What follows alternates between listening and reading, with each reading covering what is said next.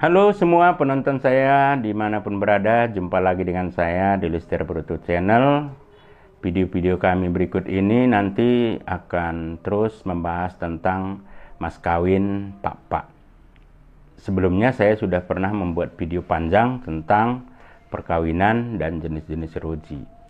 Tapi penonton setia saya meminta saya untuk menjelaskan satu persatu.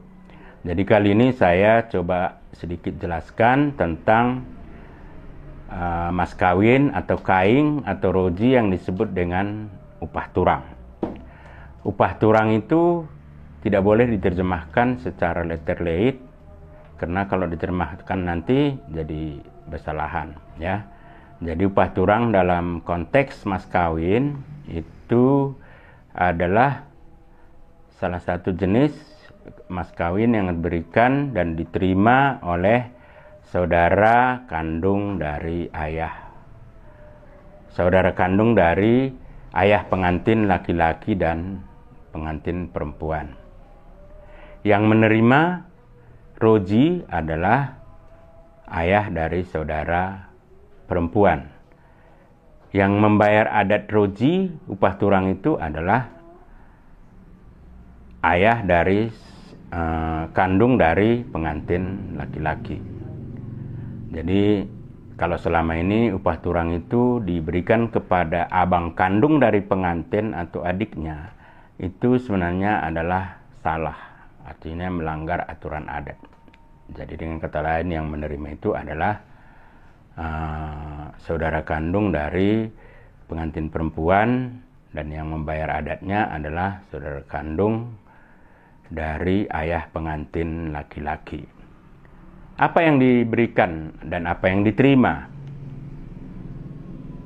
Yang diterima oleh saudara kandung dari ayah pengantin perempuan itu bisa berupa emas, bisa ditambah dengan sejumlah uang, dan juga yang pasti harus ada kain atau oles. Itu yang nanti diterima oleh saudara laki-laki pengantin, saudara ayah, saudara pengantin perempuan. Kemudian yang harus dipenuhinya adalah namanya yang harus diberikan oleh saudara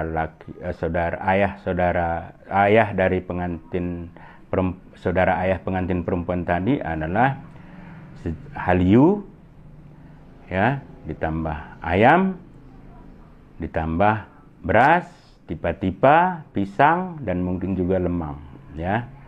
Jadi besarannya tergantung daripada jumlah yang akan diterima dari pihak pengantin laki-laki, khususnya dari saudara kandung dari ayah pengantin laki-laki, ya. Jadi kalau ada berupa emas, biasanya ayam tidak diperkenankan, tapi dia harus membawa hewan ternak berkaki 4, misalnya kambing, ya, sehingga nanti dia akan menerima emas, sejumlah uang, dan juga ditambah dengan oles, ya. Jadi dengan kata lain, kalau prinsip adat papa itu sebenarnya timbal balik. Cuman ada aturan main di dalamnya yang disebut dengan oda bui telepus bulung. Artinya tidak bisa tembus daun. Artinya walaupun timbal balik, tapi ada prinsip pihak penerima dari pengantin perempuan tidak boleh merugi.